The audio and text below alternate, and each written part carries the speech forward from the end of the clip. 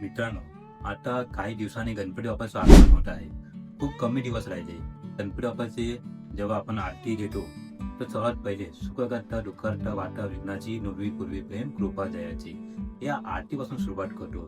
पण त्याची जो पहिली लाईन आहे सुख करता दुःख करता वाटा विघ्नाची, या लाईन मध्ये या शब्दांमध्ये पौराणिक कथा लपली आहे का?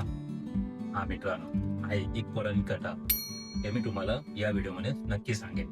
आता आपण सर्वात पहिले समजून घेऊया की गणपती बाप्पाला विघ्नहर्ता ही उपाधी कुठून मिळाली. चं कारण एकच आहे की एके काळी विघ्नासूर नावाचा एक राक्षस जन्माला आला होता. त्याने ब्रह्मदेवाकडून वरदान मिळवलं होतं, जेव्हा कुठे शुभ कार्य होईल तिथे मी विघ्न टाकू शकेन. आणि मग सुरू झाली विघ्नाची कहाणी. हा राक्षस विघ्नासूर जिथे जिथे जायचा तिथे विघ्न आणायचा. यज्ञ बिघडले, विवाह थांबले, पूजना व्यक्ती आणले, देव ऋषी मुनी सगळे घाबरले.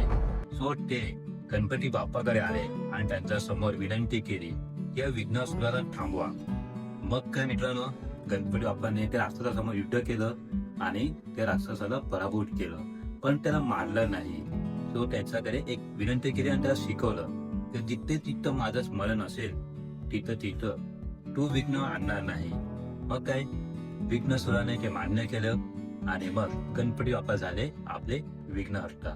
म्हणून मित्रांनो, कोणताही शुभ कार्य होत असेल तेव्हा आपण सर्वात पहिले गणपती बाप्पाची पूजा करतो. सो मित्रांनो, तुम्हाला ही इन्फॉर्मेशन कशी वाटली? असंच इन्फॉर्मेशन मी पुढे आणत जाणार आहे. सो प्लीज माझ्या या पेजला फॉलो करा आणि या व्हिडिओला लाईक करा आणि तुमच्या मित्रांना फॅमिली मेंबरला हा व्हिडिओ जेवढं जमेल तेवढा शेअर करा आणि बोला गणपती बाप्पा मोरया.